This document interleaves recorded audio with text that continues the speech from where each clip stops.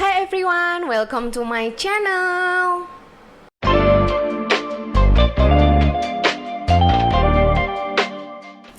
Kita ketemu dengan narasumber kita yang cantik dan pintar tentunya. Bisa aja. Dengan Ibu Dokter Dini. Iya, halo Mbak Selamat siang, Dian. Mbak. Halo bulenya kantor ini nih, Mbak bulenya kantor. Apa kabar Mbak Dian? Alhamdulillah baik, Mbak. Kita ngobrol santai aja ya berarti ya. Iya. Ngobrol santai-santai nih ya. Gue mau ditanya apa nih? Gue deg-degan. Gue cuma mau tanya-tanya sekitar engineer nih, Mbak. Oh, engineer. Oke, kalau engineer gue jawab. Pokoknya di sini ceritanya sisi lain dari seorang engineer. Oke. Gua mau nanya pertama, gimana lu bisa masuk menjadi ASN di sini? Terus kenapa harus yang lu pilih? Oh gitu. Jadi cerita masa lalu nih, Iya. gue tarik ke belakang. Oke. Jadi kenapa gue bisa masuk ASN? Sebenarnya nggak sengaja sih Mbak. Jadi waktu gue dulu awal selesai kuliah gue kuliah di Bandung. 2008 gue tuh ada beberapa tes untuk ODP di sebuah bank bank BUMN lah. Nah kebetulan pada saat itu gue balik dari tes itu karena memang gue masih stay di Bandung. Jadi gue kalau nggak salah naik bis kota atau metro mini, gue lupa. Gue bukan nemu, ada penjual koran yang di dalamnya ada penerimaan CPNS dan percaya atau enggak, gue nggak tahu itu yang namanya itu apa gitu. Jadi ya udah pada saat itu gue pikirnya ya udah deh, gue daftar aja deh gitu. Pada saat itu memang nothing tulus aja, ya bukan gue memang untuk bermaksud tujuan gue enggak, karena memang gue nggak tahu. Dan pada saat itu memang yang ada di koran itu ya gitu. Terus proses dari masuknya itu gimana, Mbak? Lama nggak? Terus pakai wawancara atau tesnya tuh di Jakarta atau di Bandung ya pada saat itu? Oh, kalau nggak salah tuh tesnya itu ada 3 kali kalau nggak salah. Dan bukan kayak zaman sekarang tuh Mbak yang memang setiap tes itu ada soalnya di depan kita gitu ya. Gue inget banget pada saat gue tes adalah soalnya itu di layar gede banget di depan. Jadi auditorium gitu. iya, jadi ketika soal itu ke-skip, ya udah kita nggak bisa balik lagi gitu kan. Jadi memang harus konsentrasi penuh, dan pada saat itu memang gue akuin ya gue nggak ada beban karena gue udah keterima di salah satu bank BUMN gitu kan. Jadi gue ya udahlah, gue tes aja gitu. Nah pada saat tes yang kalau nggak salah tuh kedua atau ketiga terakhir itu kan wawancara tuh. Pada saat wawancara ada hal lucu sih sebenarnya yang pengen gue ceritain. Jadi si pewawancara ini menanyain gue, kamu tahu nggak itu apa? Iya, badan pemerintah Pak, gue jawab kan. Ini singkatan dari apa? Nah itu gue nggak tahu. Sampai gue terakhir wawancara gue nggak tahu. Dan gue nggak hilang akal. Gue tengok ke kanan, gue tengok ke kiri. Oh iya ada tulisannya. Padahal tuh gue baru tahu pada saat itu. Serius, gue baru tahu pada saat tes wawancara. Jadi selama gue tes tertulis, gue nggak terlalu memperhatikan itu kepanjangannya apa gitu. Terus dari wawancara itu lu masuk lah ya? Masuk, alhamdulillah. Pengumumannya kan lewat internet gitu ya. Dan gue dikabarin sama teman gue, maghrib gue ingat habis sholat maghrib ada BBM pada saat itu ya. Din, kamu keterima gitu. Terus gue nggak percaya, gue masuk ke websitenya, penuh kan pasti itu kan, orang-orang pada ngakses, nggak bisa. Baru 1 jam atau 2 jam setelah itu baru bisa masuk, ada nama gue di situ. Ya udah deh, alhamdulillah gue bilang gitu. Terus gue konsultasi ke orang tua gue, ya lu tahu kan kalau orang tua tahu PNS langsung ya udah deh, yang lain nggak usah gitu. Jadi ya sudah, gue kan karena memang dari dulu tipe yang nggak tahu ya, gue terlihat memang kayak gini, tapi kalau sama orang tua gue agak-agak ya kalau apa yang diomongin beliau ya gue akan turutin lah, manut lah, termasuk jodoh gitu. Jadi gue semuanya tuh nurut mereka gitu. Terus selama udah berjalan kerja nih, kalau boleh tahu lu penempatannya di mana, Mbak? Pertama, gue penempatannya di Balai Mepo. Jadi mesin perkakas, teknik produksi dan otomasi industri itu singkatannya. Dan background pendidikan lu sebelumnya? Emang teknik elektro, iya, memang teknik elektro. Itu sejalan atau masih agak berseberangan ya sama pendidikan lu? Karena kan kalau setahu gue elektro itu arus-arus gitu ya. Iya, Mbak. jadi sebenarnya kan elektro gue kan lebih ke alat telekomunikasi. Ketika masuk ke situ gue disuruh megang kayak PLC, SCADA dan lain sebagainya.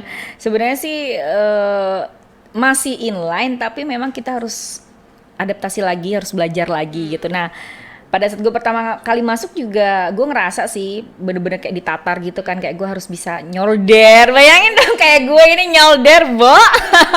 Terus crimping kabel, terus juga apa ya, pokoknya hal-hal yang harusnya itu dilakukan oleh cowok gitu. Dan pada saat itu bos gue memang kasih apa ya, kayak ya udah lu harus bisa gitu. Dan gue nggak ngebayang ya Mbak, sorry, lu kan yang girly banget nih ya, girly banget, terus lu harus megang solder, itu lu pakai rok.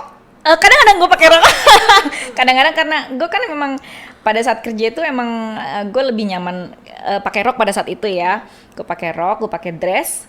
Ya udah gue masuk ke lab, gue nyolder, gue ya kalau kita bilang bahasa Jawanya klekaran ya, kalau orang tahu tuh kayak di lantai-lantai ya udah biasa aja gitu. Jadi ya teman-teman sih lama-lama juga terbiasa dengan itu karena emang ceweknya juga jarang kan. Terus ya udah gue sih menganggap teman kerja itu sebenarnya memang ya saudara gitu loh, karena kan ya sebagian besar waktu kita juga banyakan di kantor kan, nggak di rumah kan gitu. Lebih banyak di kantor lah untuk interaksi yang siangnya, kalau di rumah kan banyakan malam tidur kita gitu sih. Oke, itu kan dari sisi pekerjaan kita udah tahu ya Mbak. Dari sisi lain ya. Sisi lain nih. Sisi lain.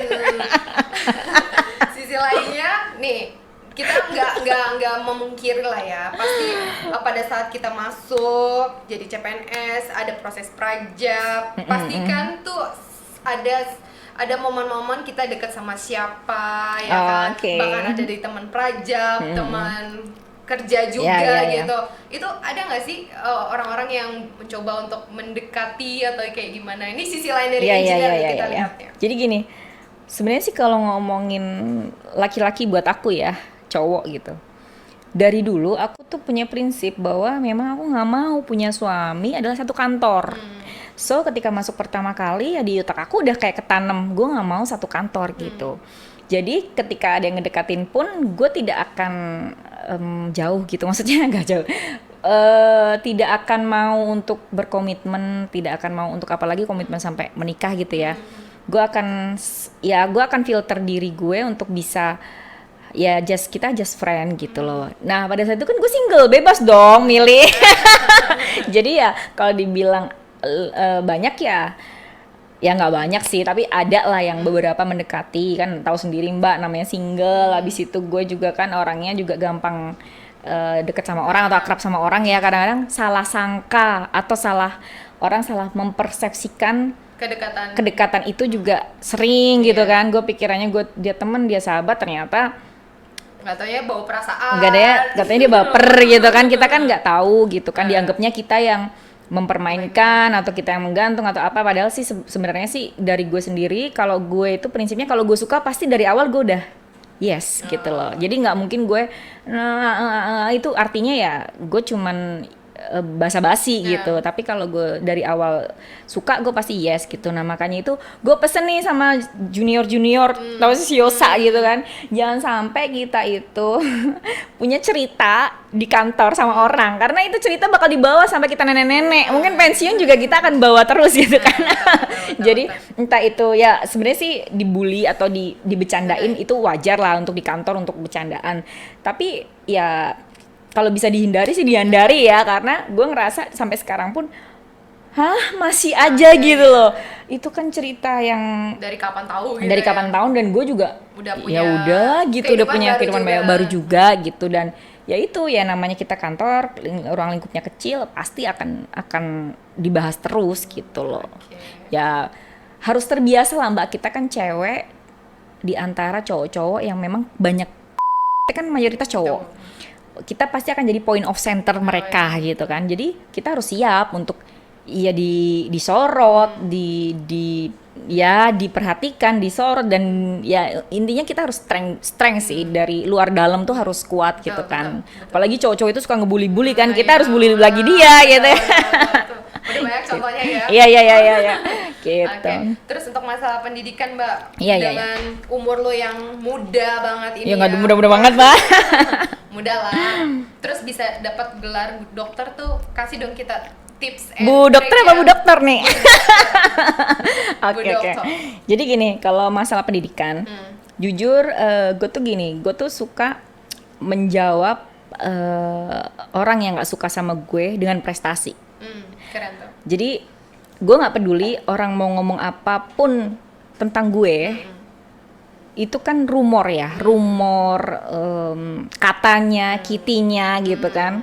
Dan dari dulu ajaran orang tua gue adalah ya udah kalau diomongin itu akan semakin membawa kita tuh keberkahan yang lain gitu. Jadi lu nggak usah marah-marah kalau lu diomongin gitu loh, santai aja gitu. Kalau emang nggak bener ngelakuin, ya udah gitu kan, itu juga akan berbalik ke yang ngomongin Betul. gitu kan. Tapi ya itu gue selalu punya semangat atau punya kayak passion untuk ya gue akan shut up lu dengan prestasi gue gitu. Jadi pada saat itu sih jujur kalau dari S1 ke S2 karena ikut-ikutan, maksudnya banyak temen yang memang lagi daftar S2 ya udah gue ikut aja daftar S2. Tapi ketika momen S2 ke S3 memang momen yang paling berat sih sebenarnya, karena satu banyak aturan-aturan yang tidak tertulis seperti misalnya urut kacang lah, apalah bla bla bla bla. Padahal harusnya kan secara requirement kan kalau kita memang bisa dapat beasiswa and then kita juga secara aturan juga misalnya udah 2 tahun dari sekolah yang lama, it's okay lah ya.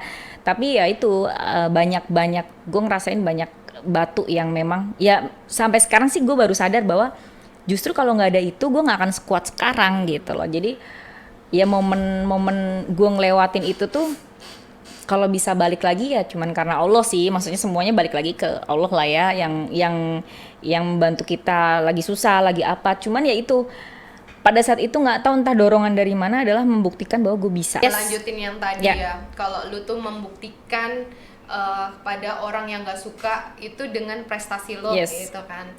Terus dengan prestasi lo yang banyak lo sebagai dokter, ibu rumah tangga, istri, pekerja juga, itu gimana sih cara ngebagi waktunya? Waktu ya.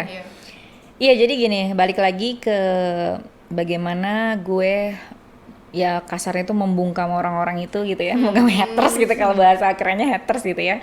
Dengan prestasi adalah begini Mbak, jadi pada saat, gue balik lagi dulu ya, pada saat ketika gue masuk ke S3 itu kan, sebenarnya juga itu waktu gue juga banyak tersita lah untuk gue menjalani program S3 itu. Tapi ada semangat di hati gue atau di otak gue yang bikin gue tuh gue harus lulus dengan tidak biasa gitu. Jadi kalau orang gue cuman hanya sekedar lulus tuh orang bisa ya elah cuman lulus doang, masih bisa ngomong gitu. Which is pada saat itu nggak tahu kenapa ada keyakinan di diri gue harus lulus dengan sesuatu hal. Sesuatunya itu apa ya? Mungkin maybe dengan ya IPK bagus atau dengan rentang waktu yang tidak terlalu lama untuk ukuran kita nyelesain S3 gitu kan. Dan itu benar-benar bikin trigger yang sangat gede di diri gue untuk punya tenaga, punya effort yang memang gue harus lulus ya minimal tepat waktu gitu. Dan alhamdulillah sih gue kemarin lulus dengan tepat waktu, kemudian juga alhamdulillah dapat the best IPK di teknik gitu ya. Itu achievement yang paling tinggi lah ya. Bikin gue nyadar bahwa ternyata kalau gue berusaha tuh gue bisa gitu loh. Jadi di dunia ini tuh tidak ada yang tidak bisa ternyata. Maksudnya ya kita balik lagi ke takdir Allah, cuman dari situ gue belajar bahwa wanita itu adalah makhluk Allah yang kuat banget loh. Beneran. Gue ngomong kayak gini karena gue sudah menjalani ini semua gitu. Dan hampir pekerjaan, maksudnya tanggung jawab dari suami gue gitu ya di rumah karena gue long distance gitu ya, itu gue kerjain gitu loh. Yang tadi Mbak bilang, gue sebagai pekerja ASN kemudian juga gue mengurus anak gue, terus juga gue sebagai ya gue punya usaha dan gue punya beberapa karyawan yang harus gue hidupin gitu kan. Terus juga gue harus memastikan itu jalan terus gitu kan. Apalagi pandemik seperti ini, gue harus putar otak untuk ya usaha ini tetap bisa berjalan dan ya intinya tidak merugikan karyawan lah gitu. Ya tapi ya balik lagi, kuatnya perempuan itu kita nggak pernah tahu gitu. Kayak kita mikir kita lemah banget. Memang sih kita mau lemah gitu ya, kita disakitin aja nangis gitu ya. Cuman tidak ada yang mengalahkan struggle-nya seorang wanita gitu. Itu sih pesan aku gitu. Jadi buat kalian semua perempuan di seluruh Indonesia bahkan di dunia, pesan aku atau yang sering nanya ke DM aku, gimana sih Kak bisa sampai nyelesain S3 gitu, terus dengan pencapaian seperti itu. Ya pada saat itu aku nggak pernah tahu apa yang aku akan capai, tapi pada saat itu yang ada di otak aku hanyalah aku akan memberikan membungkam para haters aku dengan prestasi. Aku nggak akan banyak ngomong, silahkan ngomong tentang aku apapun, I don't care gitu. Sebelum kita tutup ada satu pertanyaan. Ada satu pertanyaan lagi. Apa nih? Apa arti kata cinta buat Mbak Dini? Buat seorang engineer ya gitu ya. Cinta.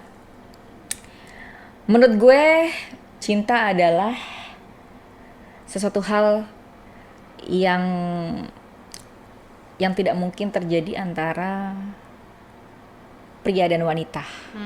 Atau seseorang yang tidak memiliki hubungan darah apapun. Karena yang sampai saat ini gue percaya adalah cinta seorang ibu terhadap anaknya, cinta seorang ayah terhadap anaknya, cinta orang tua terhadap anaknya gitu. Jadi kalau misalnya ya bukan kita tidak mencintai pasangan kita, tapi it means bukan cinta, mungkin ya sayang mungkin ya. Tapi kalau untuk ukuran cinta itu kan menurut gue sesuatu yang murni ya. Jadi kayak anak kita gitu, lo mau ditendang anak juga nggak mungkin dong lo balas lagi gitu kan. Tapi kan kalau sama suami lo disakitin masih bisa ngebales, kita masih ada hati untuk membalas gitu. Tapi kalau buat aku yang udah jadi seorang ibu, sekarang aku sadar bahwa ya cinta itu adalah bonding darah gitu. Maksudnya ikatan darah memang tidak memungkiri. Mungkin ada pepatah yang mengatakan darah lebih kental gitu ya daripada air atau apalah, gue lupa gitu. Tapi memang itu bener sih menurut gue, karena gue mikir-mikir kalau gue disakitin suami gue gitu istilahnya, gue masih bisa punya otak untuk gue bales nih lo ya gitu kan. Tapi kalau kita disakitin anak kita gitu, kita kan nggak sanggup. Mau kita misalnya lagi tidur, gue yang sering sih tidur ya ditendang duk gitu kan, kita nggak mungkin ngebales duk juga gitu kan. Tapi kalau sama suami masih bisa mungkin ya gitu. Jadi kalau cinta kepada pasangan atau apa itu sayang, karena itu ada bekasnya, maksudnya kita mungkin bekas suami itu ada, bekas istri itu pasti ada lah ya. Kalau kita memang jodohnya sampai di situ ya kita akan berpisah gitu. Tapi kalau untuk anak nggak ada never gitu. Jadi buat aku itu arti cinta buat aku ya, tapi nggak tahu buat yang lain gitu. Oke, terima kasih Mbak atas Yes, thank you waktunya. Mbak Dian. Mbak Dian itu bulenya. Terima kasih semuanya Thank buat you. bisa. Jangan lupa untuk selalu like, share, and comment dan subscribe ke Kemana? Blue Drew Channel. YouTube-nya Blue Drew Channel ya. Jangan lupa di subscribe, di komen, di share, di like di Blue Drew Channel punya Mbak Dian. Terima kasih. Thank you, bye-bye. Assalamualaikum, dadah.